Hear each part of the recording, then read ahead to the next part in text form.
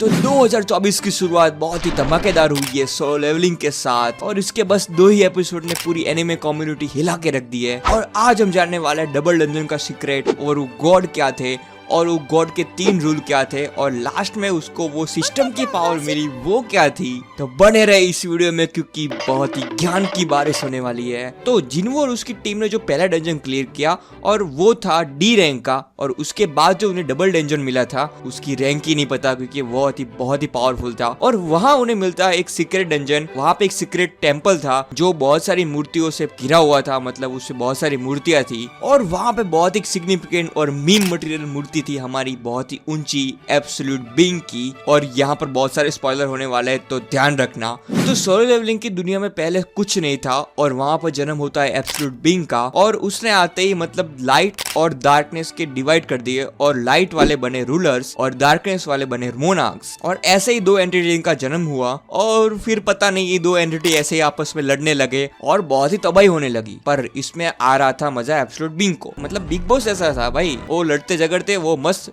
कुर्सी पे बैठ के देखता उसको, और उसने इन सबको रोकने की कोशिश भी नहीं की, मतलब वो स्वस्थ मस्त मजे मारा था चाय की चुस्की लगाते लगाते। पर आखिर में 7 ऑफ द 8 रूलर्स ने उसकी बत्ती बना दी भाई। वो सब भाई कंटाल चुके थे ऐसे लड़ते लड़ते, भाई उसको ही मार डाला। हाँ वो मतलब ऊंची मूर्ति थी वो मर चुकी है और उसके जो 7 रूलर्स में एक था लॉयल एसबॉर्न, वो मतलब एक रूलर था, वो बहुत ही पावरफुल था। तो उसको मतलब एक होस्ट चाहिए था उसकी पावर पोजेस करने के लिए, जैसे नारुतो में वो 7 पूंछ वाला कुत्ता था। तो एसबॉर्न को ऐसा होस्ट चाहिए था जो मौत को छू के टक से वापस आ सकता। और वैसे इस मामले में हमारे जिनू भाई तो बहुत ही अच्छे थे ना, क्योंकि वो जब भी जाते थे मौत उनका पीछा नहीं छोड़ती थी, हर बार वो पहले जाते थे और बस ऐसे ऐसे एक मूवमेंट बचकर वापस आ जाते थे। Jinu is literally me guys, yes.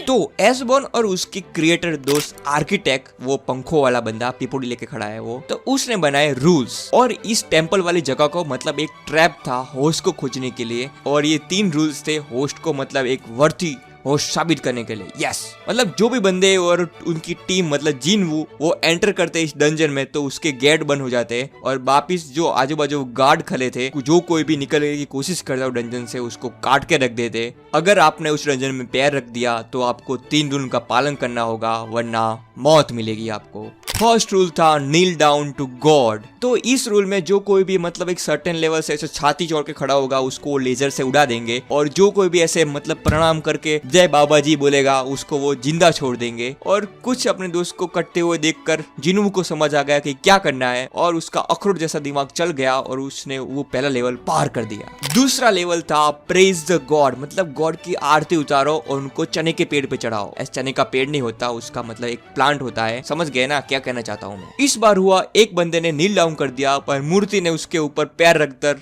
Chingam की तरह चिपका दिया, और जिनवू को फिर से अखरोट वाला दिमाग चल गया और उसको समझ आ गया कि सारे के सारे मूर्तियों के सामने उसको एक स्पेशल आरती गानी होगी और वो बच जाएगा। और ऐसा ही हमारा थर्ड रूल था फेथ टू द गॉड, मतलब गॉड के सामने फेथ दिखा के छाती चौड़ी करके ऐसे खड़े रहो या फिर भाग जाओ अपनी जान बचा के, क्योंकि मूर्ति खड़े होकर आपको मौका देगी भागने का, और कुछ लोग भाग भी जाते हैं ऐसे। अगर आप खड़े रहे तो आपकी मौत पक्की है। तो ऐसे हमारे जिनू भाई साहब ने अपनी जान का सैक्रिफाइस देके सबको बचा लिया, और ऐसे वो खड़े हो गए और उसको मतलब पेल दिया। ऐसे ऐसे मतलब एक पॉइंट बाकी रहा था उसकी जीवन में जहाँ पर उसने प्रूव कर दिया कि वो मौत के छू कर टक से वापस आया है और वो ऑल माइटी है होस्ट बनने के लिए। और ऐसे ही एसबॉर्न उसको सिलेक्ट करता है अपने होस्ट से, और क्रिएटर वो आर्किटेक्ट उसका दोस्त मतलब वो नहीं चाहता था कि ये मरियल सा बंदा उसका होस्ट बने, पर एसबॉर्न को उसके अंदर एक आस और चाहत दिखती है गॉड बनने की। क्रिएटर आर्किटेक्ट ऐसा सिस्टम बनाता है एस एल्विस भाई के जैसा,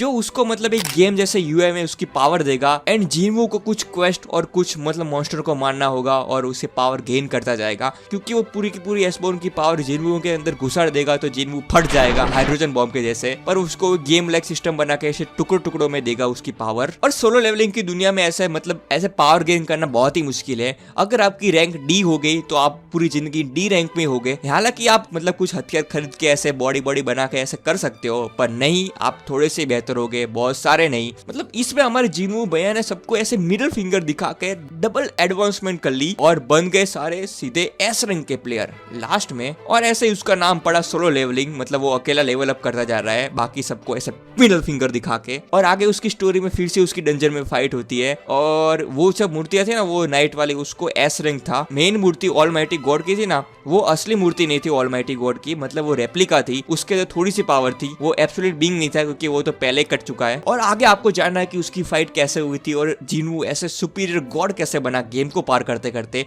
तो चैनल को सब्सक्राइब कर लो, कमेंट बता देना क्या चाहिए आपको। मिलेंगे अगली वीडियो में, बाय बाय।